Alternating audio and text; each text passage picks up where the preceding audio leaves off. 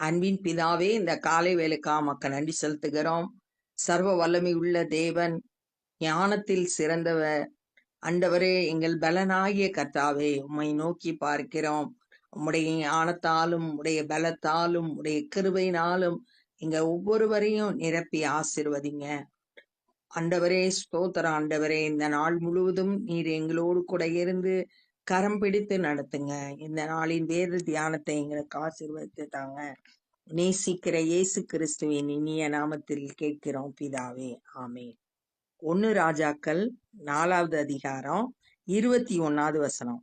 நதி தொடங்கி பெலிஸ்தியர் தேசம் வழியாய் எகிப்தின் எல்லை மட்டும் இருக்கிற சகல ராஜ்யங்களையும் சாலமோன் ஆண்டு கொண்டிருந்தான்.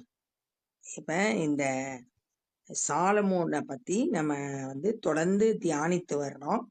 தாவீதின் குமாரனாகிய சாலமோன் இஸ்ரவேல் தேசம் முழுவதையும் ஆளுகை செய்து வர்றான். அவனுடைய ஆட்சி செய்த எல்லைகளை பார்க்கிறோம். அவர்கள் சாலமோனுக்கு காணிக்கைகளை கொண்டு வந்து அவன் உயிரோடு இருந்த நாளெல்லாம் அவனை சேவித்தார்கள்.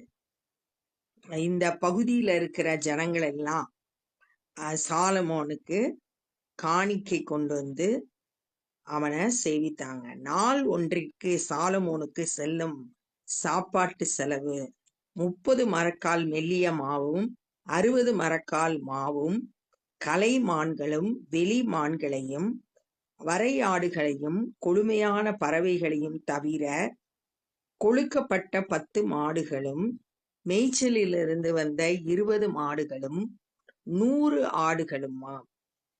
ஒரு நாளைக்கு சாலமோனுக்கும் அவன் கீழே அரண்மனையில இருக்கிற ஜனங்களுக்கும் தேவையான சாப்பாடு செய்யறதுக்கு எவ்வளவு தேவை அப்படின்றது இங்க சொல்லப்பட்டிருக்கு. ஆனா முந்தின பகுதியில நம்ம பார்த்தோம் 7வது வசனத்துல ராஜாக்கும் அவனுடைய அரண்மனையில இருக்கிறவங்களுக்கும் வேண்டிய உணவு பொருளை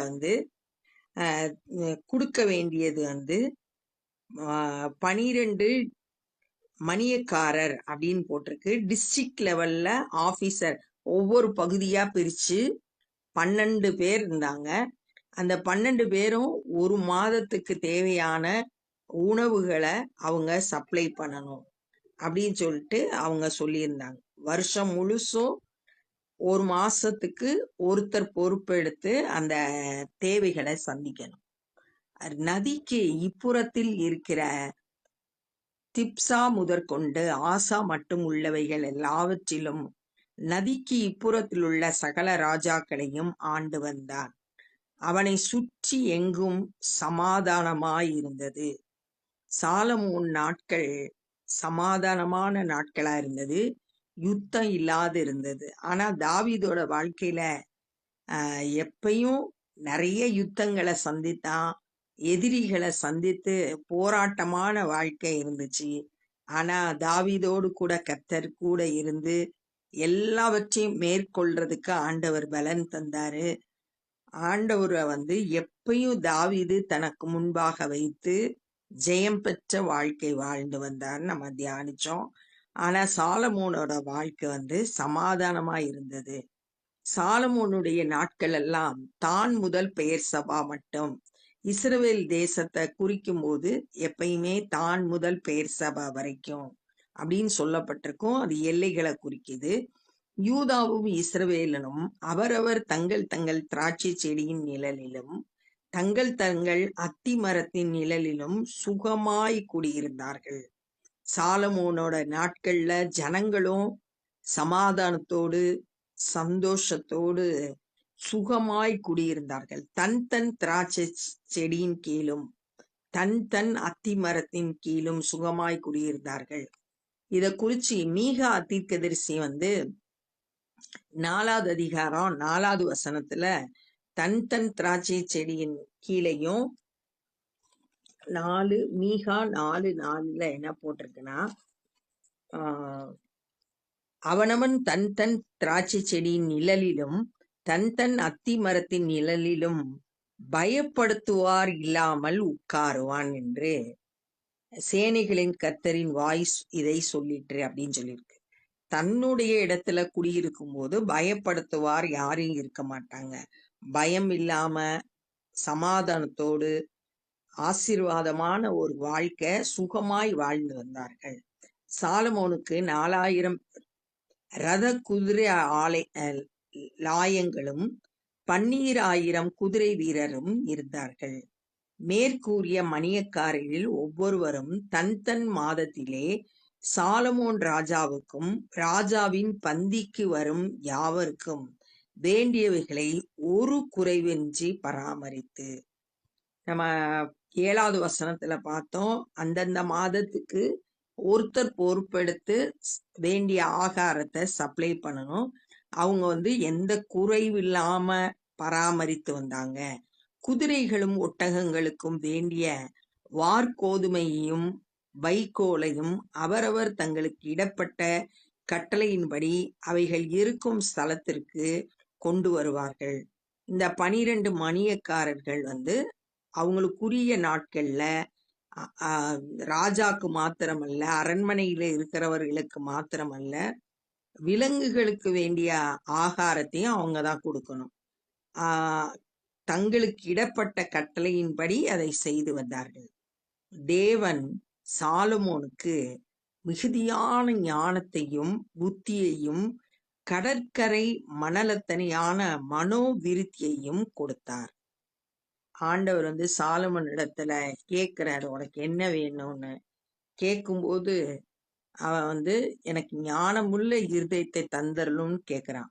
1 ராஜாக்கள் 3வது அதிகாரம் 9வது வசனம். அப்ப ஆண்டவர் உன் வார்த்தையின்படி செய்வேன், ஞானமும் உணர்வுள்ள இருதயத்தை உனக்கு தந்தேன் அப்படின்னு ஆண்டவர் பேசுறாரு. 1 ராஜாக்கள் 3:12. அதன்படி தேவன் மிகுதியான ஞானத்தையும் புத்தியையும், புத்தின்றது அண்டர்ஸ்டாண்டிங், புரிந்து கொள்ளக்கூடியத கொடுக்கிறாரு. மனோவிருத்தி, கடற்கரை மணலத்தனையாய், கடற்கரையில இருக்க மணலை எண்ண முடியாது, அளவிட முடியாது. அப்படிப்பட்ட ஞானத்தை, மனோவிருத்திய ஆண்டவர் சாலமோனுக்கு கொடுத்திருந்தார். சகல கிழக்கத்தி புத்திரரின் ஞானத்தையும் எகிப்தியரின் சகல ஞானத்தை பார்க்கிலும் சாலமோனின் ஞானம் சிறந்ததாயிருந்தது. கிழக்கத்திய புத்திரர், நியாயாதிபதிகள் 6:3 இந்த கிழக்கத்திய புத்திரர் இஸ்ரவேலுக்கு விரோதமாக யுத்தம் பண்ணாங்க அப்படின்னு போட்டிருக்கு. எகிப்தியர் அதே மாதிரி இஸ்ரவேலர் எகிப்து தேசத்துல அடிமைகளா இருந்தாங்க. சத்துருக்களை பார்க்கிலும் ஆண்டவர் சாலமோனுக்கு ஞானத்தை கொடுத்திருந்தார். சங்கீதம் 119:98. சங்கீதம் 119:98 என்ன சொல்லப்பட்டிருக்குன்னா, நீர் உம்முடைய கற்பனைகளை கொண்டு என்னை என் சத்துருக்களிலும் அதிக ஞானமுள்ளவன் ஆக்கினீர் அப்படின்னு சொல்லியிருக்கு. அப்ப சத்துருவை விட ஞானம் தாவீதுக்கு இருந்தது. இந்த வசனத்தின்படி, ஆண்டவருடைய வசனத்தின்படி நம்ம வாழ்ந்தோம்னா சத்துருக்களை விட அதிகமான ஞானத்தை கர்த்தர் நமக்கு கொடுப்பார் அப்படின்னு சங்கீதத்துல பாக்குறோம். அது மாதிரி இங்க சாலமோனுக்கு சத்துருக்களை விட அதிகமான ஞானத்தை கொடுத்திருந்தார். அவன் இஸ்ராகியனாகிய ஏத்தானிலும், ஏத்தான் அப்படின்னு சொல்றது இவன் சங்கீதம் 89 எழுதினது இந்த ஏத்தான் தான். அவனை விட ஏமான்றது சங்கீதம் 88 எழுதினவர். அந்த 2 பேரும் கல்கோ தர்த்தா என்னும் மாகோலின் குமாரரிலும் மற்ற எல்லா மனுஷரிலும் ஞானவானாய் இருந்தார். சுற்றிலும் இருந்த சகல ஜாதிகளிலும் அவன் கீர்த்தி பிரபலமாய் இருந்தது. அவனோட பேர் எல்லா இடத்துலயும் பிரபலமா இருந்துச்சு. சாலமோனோட ஞானத்தை பத்தி எல்லாரும் பேசினாங்க. அவனோட பேர் பிரபலமா இருந்தது. உபாகமம் 28வது அதிகாரம் 1வது வசனத்துல ஆண்டவர் இஸ்ரவேல் மக்களுக்கு கொடுத்த ஆசீர்வாதங்கள்ல ஒண்ணு இந்த ஆசீர்வாதம். என்னன்னா, நீ என்னுடைய கட்டளைகளின்படி செய்ய கவனமாய் இருக்கும்படிக்கு அவர் சத்தத்தை உண்மையாய் செவி கொடுத்தால் உன் தேவனாய கர்த்தர் பூமியில் உள்ள சகல ஜாதிகளிலும் உன்னை மேன்மையாக வைப்பார். அது மாதிரி சாலமோன ஆண்டவர் மேன்மையா வச்சிருந்தாரு. அவனுடைய பேர் பிரபலமா இருந்தது. அவன் 3000 நீதிமொழிகளை சொன்னான். நமக்கு நல்லா வேதத்துல சாலமோனோட நீதிமொழிகள் நமக்கு கொடுத்திருக்கு. அந்த நீதிமொழிகள் மொத்தம் அவன் எழுதினது 3000 நீதிமொழிகள். அநேக காரியங்களை அந்த நீதிமொழிகள் நமக்கு கற்றுக் கொடுக்குது. அந்த நீதிமொழிகள் 1வது அதிகாரம் 1வது வசனத்திலே அந்த நீதிமொழிகள் பத்தி என்ன சொல்லியிருக்கு அப்படின்னு பார்த்தோம்னா, அந்த சாலமோன் எழுதிய நீதிமொழிகள் மூலம் ஞானத்தையும் போதகத்தையும் அறிந்து புத்திமதிகளை உணர்ந்து விவேகம், நீதி, நியாயம், நிதானம் பற்றிய உபதேசத்தை அடையலாம்.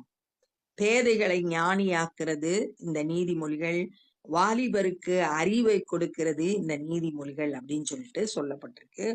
அப்படிப்பட்ட நீதிமொழிகளை இந்த சாலமோன் எழுதியிருக்காரு. 3000. அவனுடைய பாட்டுக்கள் 1005. மொத்தம் பாட்டு எழுதினது 1005. சங்கீத புஸ்தகத்துல கூட சாலமோன் எழுதிய பாட்டுல நம்ம பார்க்கலாம். லீபனோனில் இருக்கிற கேதுரு மரங்களை முதற்கொண்டு சுவரில் முளைக்கிற ஈசோப்பு பூண்டு வரைக்கும் உள்ள மரம் முதலிய தாவரங்களை குறித்தும் அந்த நீதிமொழிகள்ல லீபனோன்ல உள்ள கேதுரு மரம் அது ரொம்ப ஸ்ட்ராங்கானது, ரொம்ப பெரிய மரம்.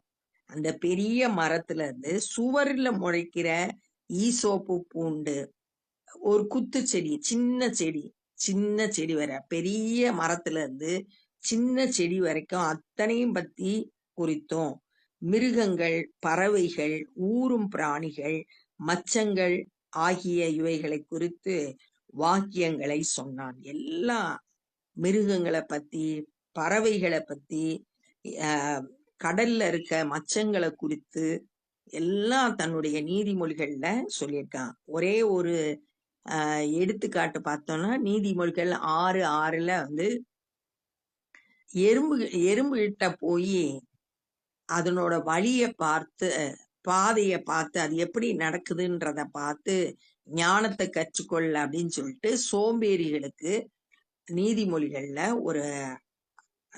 ஒரு நீதிமொழிகள் சொல்லி கொடுக்குது. அது மாதிரி மிருகங்களை வச்சு, பறவைகளை வச்சு அநேக காரியங்களை கற்றுக் கொடுக்கிறாரு சாலமோன். சாலமோனின் ஞானத்தை குறித்து கேள்விப்பட்ட பூமியின் சகல ராஜாக்களிடத்திலிருந்து நானா ஜாதியான ஜனங்களும் அவனுடைய ஞானத்தை கேட்கிறதற்கு வந்தார்கள். அவனுடைய ஞானத்தை கேள்விப்பட்ட உடனே நிறைய திசையில இருந்து ஜனங்கள் வந்தாங்க, நிறைய ராஜாக்கள் வந்தாங்க. அவனிடத்துல ஞானத்தை கேட்கறதுக்காக வந்தாங்க அப்படின்னு சொல்லியிருக்கு. 2 நாளாகமும் 9வது அதிகாரம் 23வது வசனம், சாலமோனின் இருதயத்தில் தேவன் அருளிய ஞானத்தை கேட்பதற்கு பூமியின் ராஜாக்கள் எல்லாரும் அவன் முக தரிசனத்தை தேடினார்கள் அப்படின்னு சொல்லியிருக்கு. அப்படியா சாலமோனை தேடி அவனோட ஞானத்தை கேட்கும்படி அநேக ஜாதியினர் வந்தாங்க. இந்த ஞானம் தேவனால் கொடுக்கப்பட்டது. நம்மளும் ஆண்டவரை நோக்கி இப்படிப்பட்ட ஞானத்தை எங்களுக்கும் தாங்க அப்படின்னு நம்ம கேட்கும்போது ஆண்டவர் நமக்கு ஞானத்தை கொடுப்பாரு. இந்த நாள்ல நம்ம கற்றுக்கொண்டது, சாலமோனை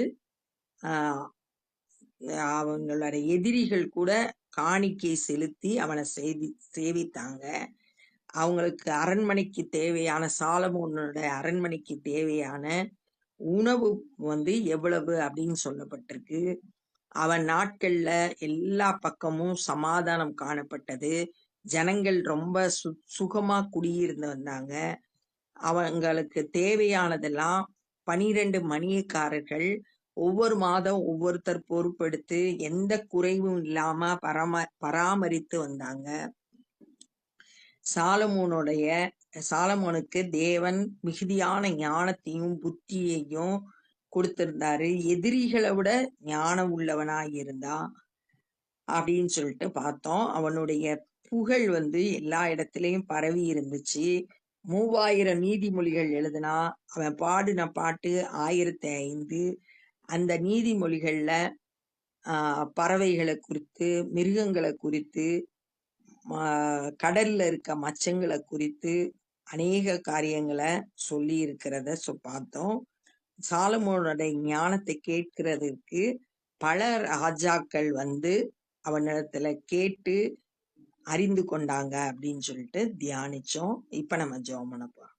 அன்பின் பிதாவே, இந்த நாள்ல ஆண்டவரே, சாலமோன் சமாதானமாய் குடியிருந்ததையும் சத்துருக்கள் விட ஞானமுள்ளவனாய் இருந்ததையும் ஆண்டவரே இந்த நாள்ல நாங்க தியானிக்க கிருபை செஞ்சீங்க.